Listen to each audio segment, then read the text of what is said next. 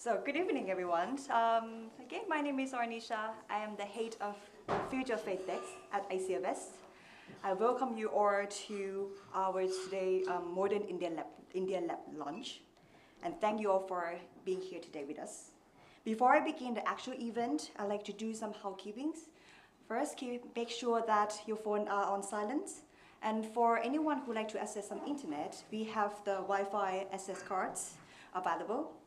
And we do have our official photographer, as you can see. But any of you, if you would like to take some pictures, feel free to do, but make sure that you tag us on social media, and that will look good. And this event itself is being recorded and will be available within our website in the very, very near future. In the unlikely event of emergency, please follow our staff. You can see the exit fire alarm or fire signs. And today we are not expect to have any fire alarm test today. And also for the lady toilets over there upstairs, and for gents, 2 flights up. For some of you that be here today for the first time, International Center for Sustainability, we are a not-for-profit research and advisory organization. We dedicate to fostering a deeper alliance between India, UK, and US. There are 3 things to keep in mind to remember what we do here. First, we do research. We support policymakers to understand each other, especially around the complex area. And second, we do learning and development program, where we try to bring peers together to learn, to train from each other, to understand each other, and together we solve problems. And lastly, we nudge policy. We try to advise on policy where we can work in a much more collaborative and cooperative way. For example, on energy transition and sustainable circular economy, and so on and so forth. But everything that we do, we gear towards sustainability. And let's get into this evening. Please welcome Sachin Nanda. He is our founder, director, and trustee at ICfS.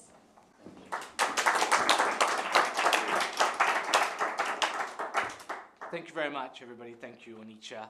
I hope you can hear me at the back. Now, it's not often that I read from a script, but I felt that today, because of the nuance of what tonight means, and this particular audience is quite close in the inner circle, is what I would say, in one shape or another. I thought I would curate my words very carefully. So I have a little short script for you as to why I think tonight is important and quite pivotal. So, well, first and foremost, we're here to launch the Modern India Lab, which is not here, it's upstairs, and you're about to see it soon, here at the International Center for Sustainability, which Onisha so nicely explained, so I will move past that. Now, the ICfS is not even 2 years old. In fact, will be 2 years in April. And many of you here have seen it from when it was a PowerPoint slide to what it is today. And I promise you, if we keep going the way we are, and with all of your support, in another 2 years, we'll be in a very different place again. And tonight marks that pivot. And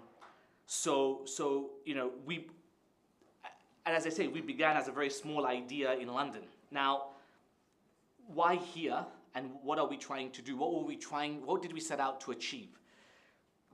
Essentially, it's that serious, rigorous, and compassionate thinking about India could be anchored here, right? That new institutions of learning, genuinely global in presence and in purpose, could be built on British soil.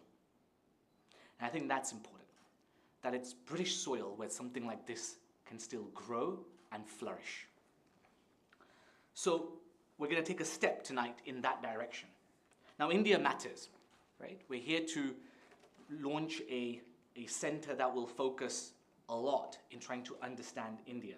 Now, my contention is that India matters for reasons far beyond trade, geopolitics, or sentimental ties, right?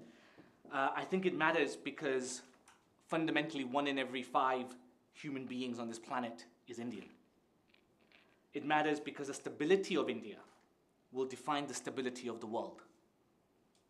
And it matters because if we do not understand India, and we don't understand India anywhere near as well as we ought to understand India, we may find ourselves in perilous circumstances in the future. India is simply too big to fail, and too important for us to allow it not to succeed.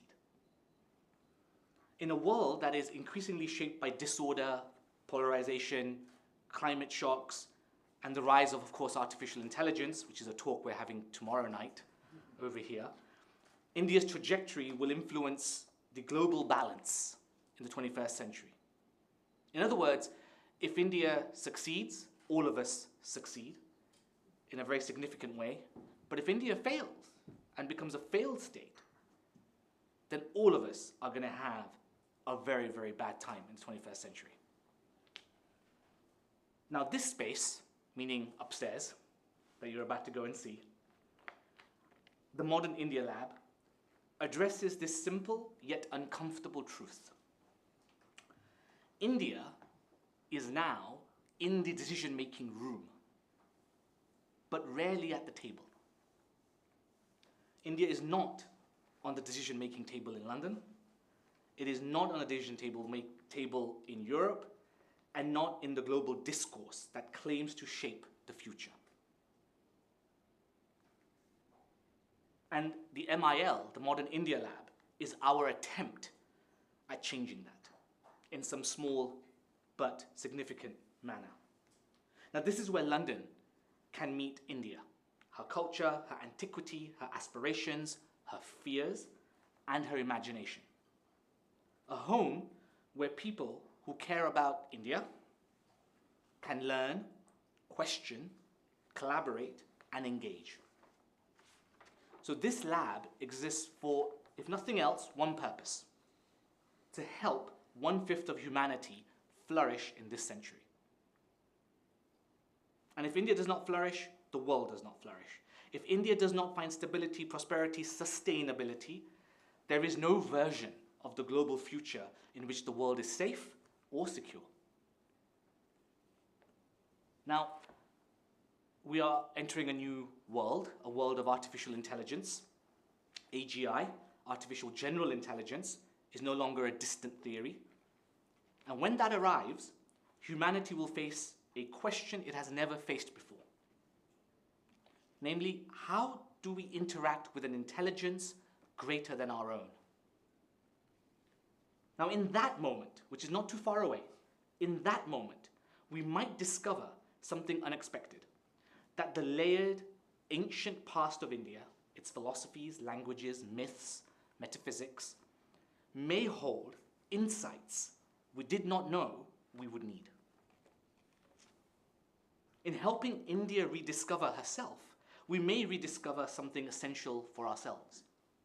Something that helps us navigate a future where humans risk not just becoming insignificant, not just redundant, but potentially extinct. India may offer something deeply modern precisely because she preserved something so ancient.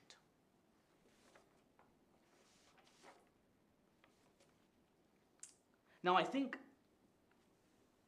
the Modern India Lab is something that we have consciously named in that way. It's a lab because it is a place of experimentation. We want to do policy research. We want to think originally. We want to also think in a risky manner. We want to be able to encourage risky thoughts and risky ideas.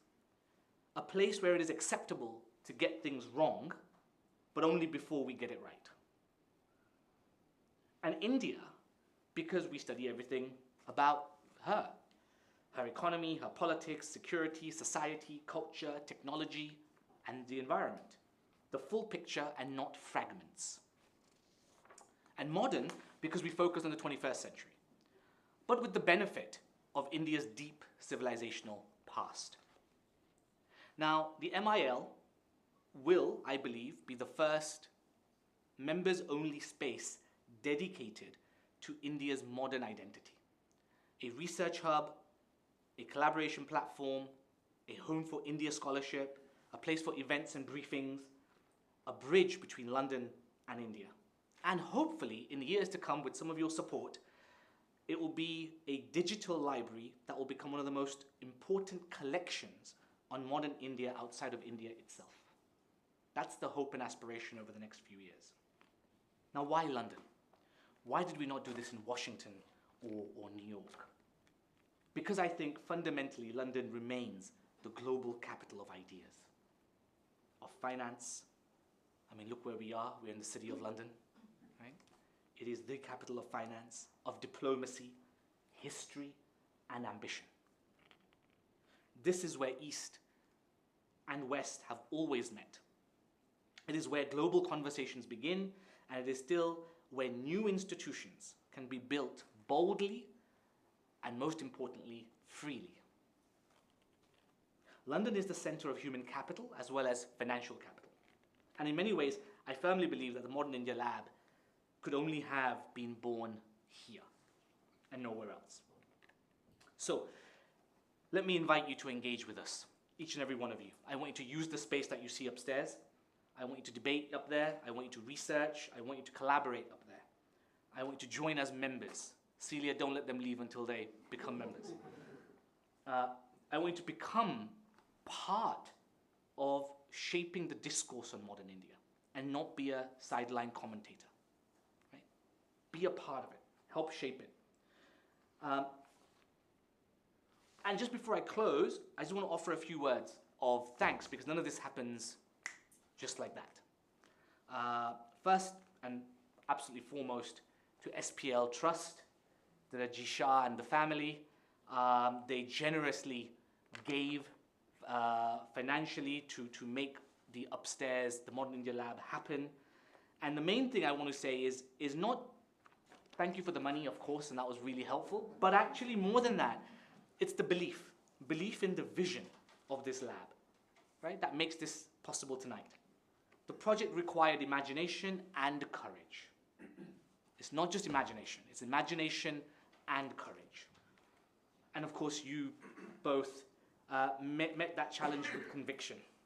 And I and we are greatly thankful to you both. Second, Sarah Tang, who you'll hear from in a few minutes, who has captured the essence of the Modern India Lab. Sarah, as many of you may know, also designed this floor. This is not how we found this building. We've had to build this building. And same upstairs, what you're about to see is her fabulous imagination and project management. She is the one who has taken an idea and then turned it into a form, an identity, and most importantly, a story, which she will tell you. And then finally, of course, to my extraordinary team at the ICfS. We are a very small but a very, very impactful team. They are the mission-driven ones in the truest sense. It is you, my team, that understand that this is not just a workplace. For none of them, this is just a workplace. Right? We are making history. And I think they all, at some level, understand the importance of the work that we are doing. And I think it is rare to find a group that carries both intellectual seriousness and emotional courage at the same time. So this lab obviously exists because each of you believes in something larger than yourselves. I think that's important. So thank you very much, everybody.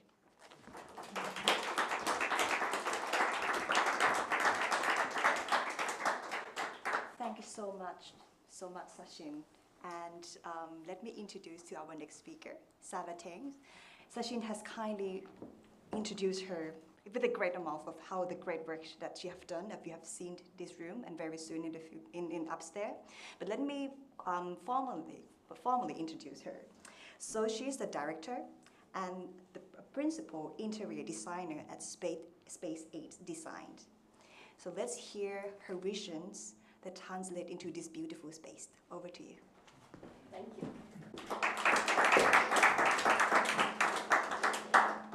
Good evening, dear ladies and gentlemen.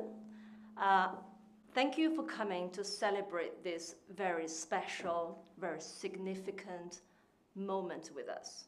So, as Sachin and Amrita introduced, my name is Sarah. My real name is not Sarah. I love Sarah because when you say Sarah, you have to smile. It's an open sound. So my surname is Tang. It's not the famous T-A-N-G, it's the very humble T-E-N-G. So I run a high-end interior design and architecture agency with a multidisciplinary team called Space 8 Design. Can you guess? There's a culture hint in my company name. All of you will know from the HSBC Edward, right? Number 8. So 8, like Sachin, we're deeply rooted in our culture. 8 symbolizes good luck and prosperity. And more importantly, listen, this is a good story. So when the 8 goes to sleep, it becomes infinity. So we're good, either standing up or lying down. So we create beautiful, balanced interiors from concept to finish. When we mention the word lab, I'm super honored to have all your present to unveil our brand new modern India lab. So what's your impression of the lab? When I mention the words, what's the first picture comes to your mind? Clinical, experiments, a very organized space that you can focus, maybe a lot of specialized tools to help with research, maybe a think tank where you can access vast expertise. I tell you, our modern India lab has it all and beyond. So I'm sure you've heard enough from Sachin and the team about what we do here. So I would like to talk about from my design perspective, shall I say from the pretty perspective. So after we received the brief from Sachin, we straight away embarked on this exciting journey, starting with a very detailed needs assessment. As you know, as any workspace, any lab, experimental space, we need to have both function and form. So we totally analyzed that, and we took a feedback-driven approach. Thanks to our donors, Sachin, the marvelous team, our fellows, our members, our peers, they've given us valuable feedbacks, guidance, and support along the way. So our design theme comes to the modern India lab is nature and time. So as you enter the space, you will be welcomed and hugged by fluid shapes and soft curves. These shapes and curves and organic materials don't only symbolize nature, but they also symbolize the motion, the diffusion, the regeneration in the endless flow of time. But to me, ultimately, these shapes symbolize the enduring journey and excellence for the International Center for Sustainability's works in innovation, in collaboration, and in their way of creating that meaningful impact. So this truly struck me. So now let's imagine we are in the space. To your left is our library area with 8 workstations for our members to use. We have both physical library and digital library.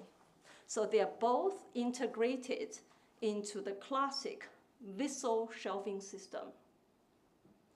you probably know Wissel from the German very endurance design. This shelf will last through you, through next generation, through our grandchildren's generation. So where the digital library is, the desk can be adjusted up and down to suit each individual accessible needs.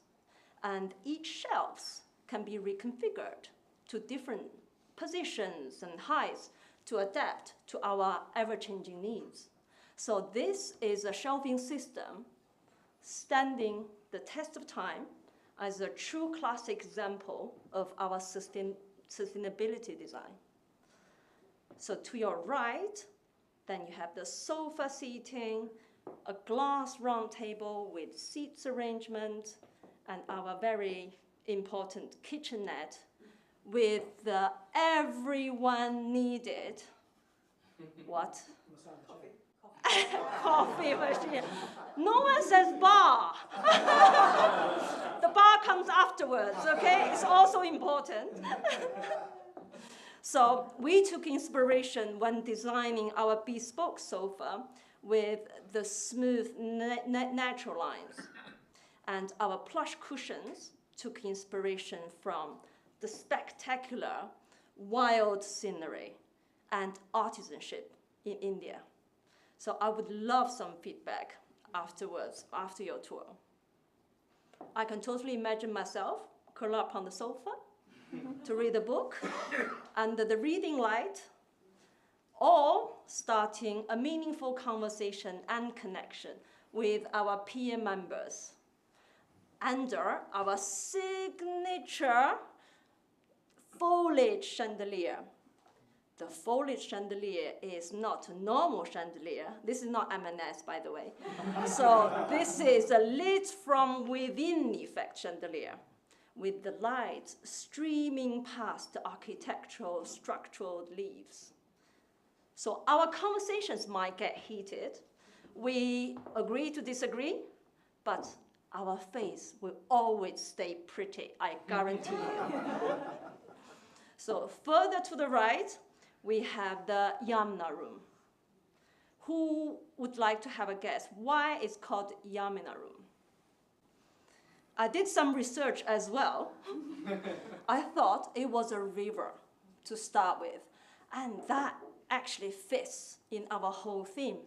But actually this room is named after the courageous, legendary Yamuna Joshi. If I'm not pronouncing it right, please pardon me. I'm going to leave this room as a mystery for you to explore later. So we have plenty to talk. But color palette. So you can see harmony was our theme when we designed the lower ground floor. In the Modern India lab, our color palette has fresh white, muted green, earthy terracotta, very warm wood tones, complemented by a hint of gold, and deep, calm blues. So these colors don't only symbolize for the color of nature. They also sing to the rhythm of time, from calmness to brilliance, from past to future.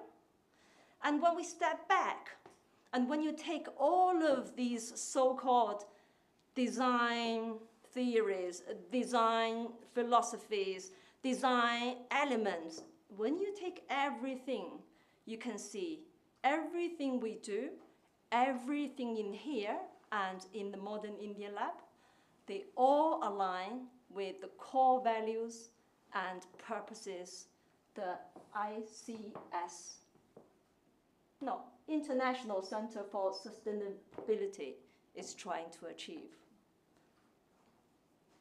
The works here demonstrate sustainability can harmonize people, planet, and profits. So, P.S. I've stole this sentence from his new book. Sachin's new book, Headgoer. I love that book. I recommend everybody read the book. It inspired me with the work the center does and also inspires me personally and flourish even in my children's education. Yeah, so I strongly recommend. So last, let's bring Gandhi out, yeah.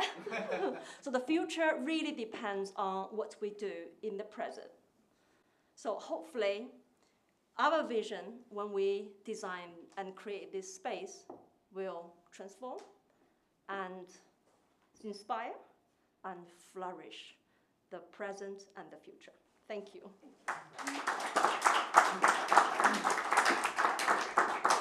So much, Sarah.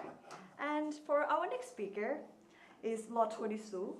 Lord Tony Su sits at the upper houses of the parliament and a conservative peer. He has taught at Leeds University for many years and found a charity called Generating Genius, which work with the young people in the inner part of London to excel in their STEM careers. And the most importantly and most enjoyable work that I'm so sure of is that he's our fellow at ICfS. Please welcome. Thank you for that. You're so generous. I mean, this is really kind of, thank you for having me. I mean, we went, Vivek and I were in the Lords this afternoon. I told him that, Vivek, where are you? Yeah, he's obviously the star for tomorrow. But I said to him, he was going to be up with a public gallery and then watch us perform. And I made sure, I said to him, I promise that none of us will snore. So we didn't put up. So, but look, I mean, the modern lab for me is just such an exciting space. One of the things I mean, Sachin's really kind of just summed it up really wonderfully at the beginning there. And I just think that for me, I'm going to just add a few words about coming into a great space. I mean, it's just that which is, you know, I have a nice space perhaps where I work at the moment in the Lords, but that's for different reasons. This space for me, and I think you summed it up well, has this sort of sense of modernity and yet tradition as well. There's something in that blend, isn't there, that works for here. But it is the best front room you could have, really. If you think about it. And I'd like to thank you for your donation. And I think for me the other thing is around some of the struggles we are having around modernity, and I just want to give two words: truth and kindness. Truth and kindness, I think, are key to this whole kind of place we're going in terms of modernity.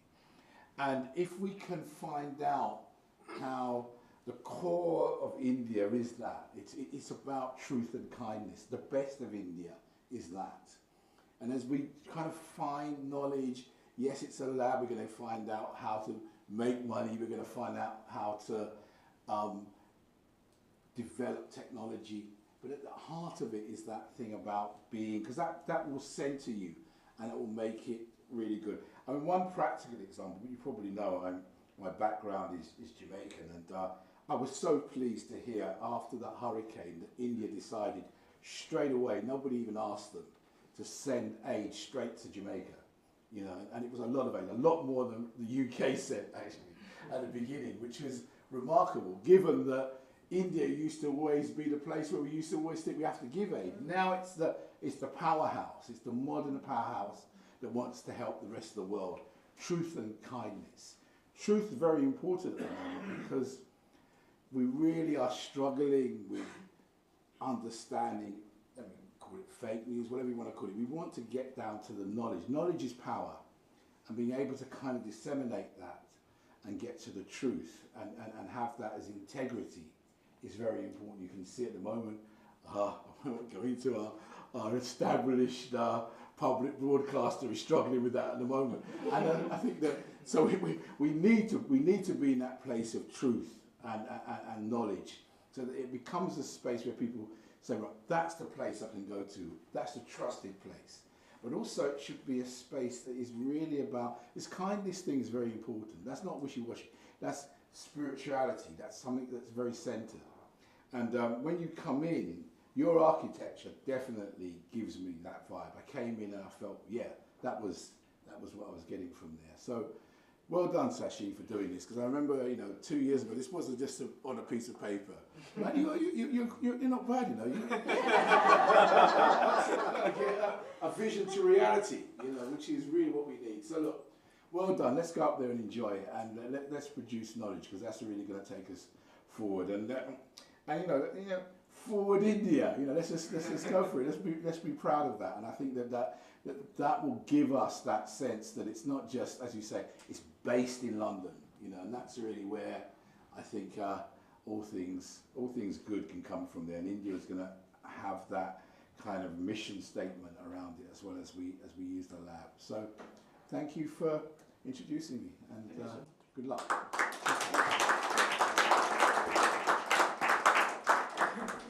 And our final speaker in this evening is David Landsman.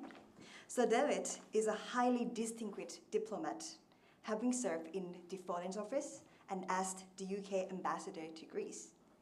He has a deep insight in the UK-India space, and he also an ex-director of the UK-India Business Council and ex-chairman of Tata EU Group. And again, like Lord Tony Su, I know that his most favorite job is to be our fellow. Please welcome you in. Monisha, thank you very much. And after all this, what can I possibly say other really than congratulations? Congratulations to Sarah for this wonderful space, but I'm the most unartistic person you could ever want to meet. I know it. I know it's wonderful, but I'm completely incapable of saying why. But it is wonderful, and it gives both here and the lab give you a wonderful sense of purpose. But I thought Sachin's speech at the beginning there really gave you that inspirational sense of why the International Centre for Sustainability is what it is and has so much promise about it. In fact, if you'd never come into this building and you just heard that speech, you'd be inspired. So congratulations. I think you used the words in a different context, but rigorous and compassionate. And that, I think, sums it up really well. When I went off to work for the Tatars based in London, I came across this concept, and you might think it's from an architectural design, but it's not quite. The UK-India corridor. It's not a corridor down the road there, down the way, but it's a corridor, and people talk a lot about the UK-India corridor, and I was involved in various bits of it. And the UK-India corridor is a little bit like the Mumbai-Pune expressway, if you've ever been on that during the monsoon or something. It's rather crowded. People are going off in different directions. You're not quite sure how safe it is, but you find that there's something interesting going on. But you don't quite know what to do. Lots of people there, and you don't know. And you wonder whether you need another vehicle or it would be better without another vehicle. But what we have here is something slightly different, and I was wondering what the image is, because it's a modern India lab, so it must be something modern. So I was wondering whether the ICfS is really a sort of a drone, which is going by itself very efficiently above the highway, above the expressway, and it's got some really good cameras, so it can see really clearly what's going on the ground, different dimensions. It's got the really most modern technology, so it can fly off across the Atlantic as well and take in the US dimension. So that's really useful. But 2 years ago, when Sachin and I were sitting in a cafe somewhere not far from here, and he was showing me this plans, I had no idea we were going to go from that kind of rather crowded expressway to these drones flying around, getting the best of modern Britain, modern India, the US, and that international dimension. Because the trouble is, when you are on the ground and you're going along, it's very easy to be distracted by something, to see a little bit but not all of it. You've got some kind of prejudices about how all those other drivers are going around. and it's very easy not to see the picture clearly and not to have that view of the way ahead, which of course once you're in a drone, you can, well, you've got the camera from the drone, you can see the way ahead. And so I think the centre has huge potential there.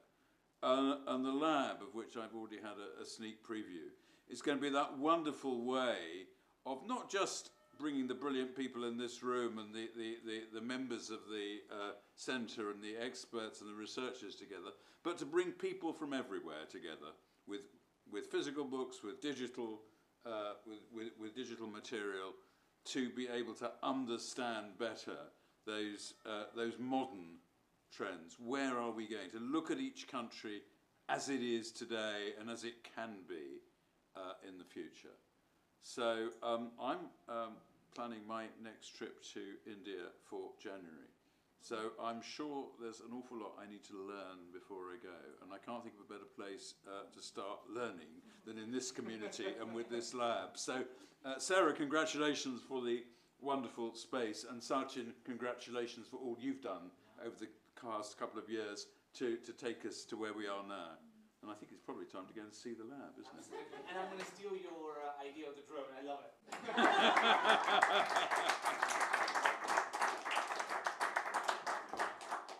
So before we arrive to the closing remark, I would like to invite Sachin back again on the stage to give some acknowledgements. Yes. Yes. Yes, of course. So very quickly, thank you to all of you for coming and supporting us right from the beginning, some of you, and some of you, especially now with the Modern India Lab kicking off.